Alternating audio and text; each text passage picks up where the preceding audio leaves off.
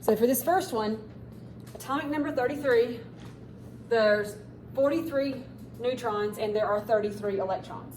And so the first thing you want to do a nuclear symbol is you got to figure out the symbol. And so the four things that are kind of equivalent, the name, the symbol, atomic number, and protons. So we have the atomic number. So what is element number 33? That would be AS. That's arsenic. So you write the symbol because you got to have the symbol there. Okay, so in the upper left-hand corner, we'll go the mass number. And so there is no mass number here. And so what two pieces of information do you have to get the mass number? Protons and neutrons. We don't have protons, but we do have the atomic number. So if the atomic number is 33, that means that there are 33 protons. And again, I know it's the same number, but you actually want to go through the motion of identifying atomic number and then also identifying protons.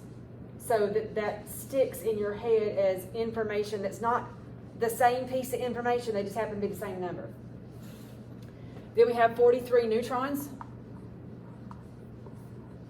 So 33 protons plus 43 neutrons gives us a mass number of 76. So that goes in the upper left-hand corner of the nuclear symbol.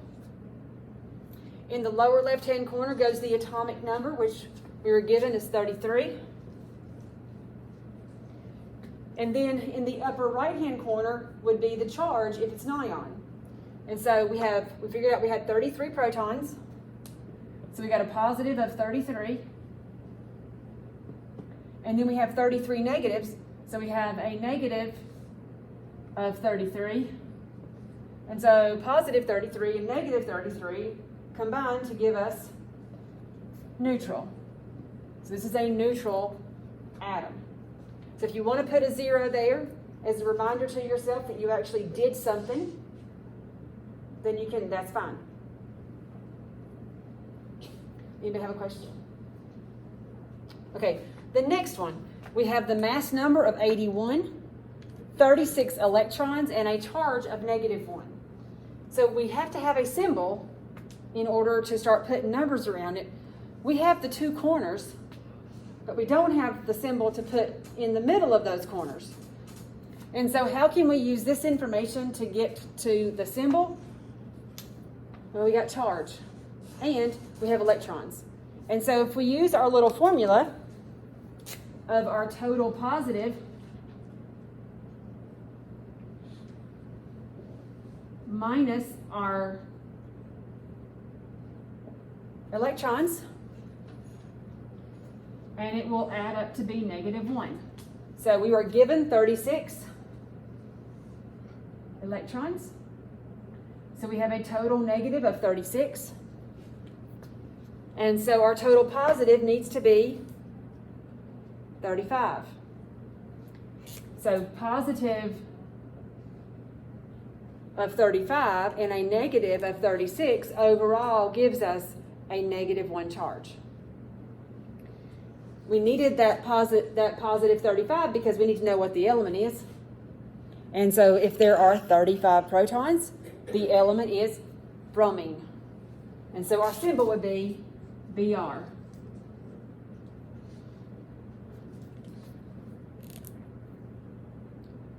In the upper left-hand corner is the mass number, which is given to us as 81. In the upper right-hand corner is the charge, which is given to us, it's -1. And then the lower left-hand corner is the atomic number. Well, we have 35 protons, so that must mean that there's also an atomic number of 35. And so in the lower left-hand corner, we'll put 35.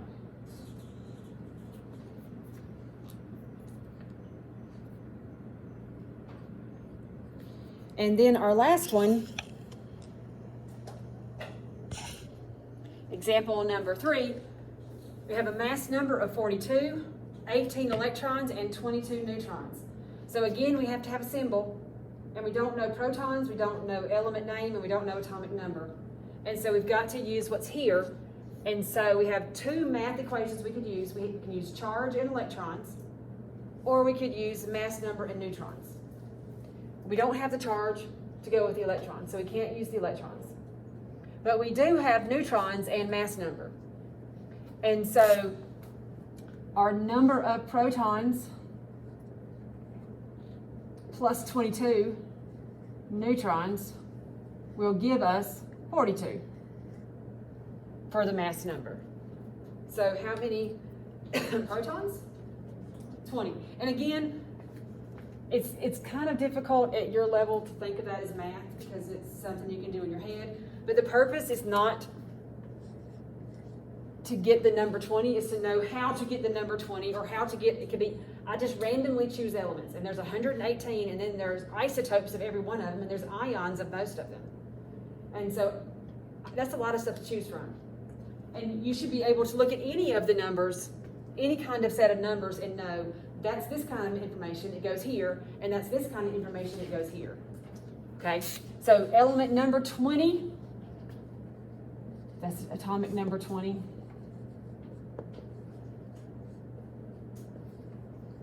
That's calcium. And so our symbol is Ca. Upper left-hand corner, yeah. Could you do it the other way around, like do 42 minus 22? I mean, it's the same math, but what happens when you're first learning where the numbers come from is if you suddenly take two things that you add and then subtract them, then you start to mix when you should subtract and when you should add. So when I go over it the same way every time, no matter if you're missing the mass or the neutrons or the protons. I go over it the same way. You can choose to rearrange it when you use it, as long as you use it originally the same way, and then you think about how you need to rearrange it so that you're sure that you pull the same two numbers in that you should. Okay? But yes, you are right. I'm just trying to be consistent and not confuse anybody. Okay, so mass number 42. Charge. Don't know charge yet. So I have my protons now, and I'm given the electrons. And so you want to take the total protons, and that's your total positive charge. So you got a total positive of 20,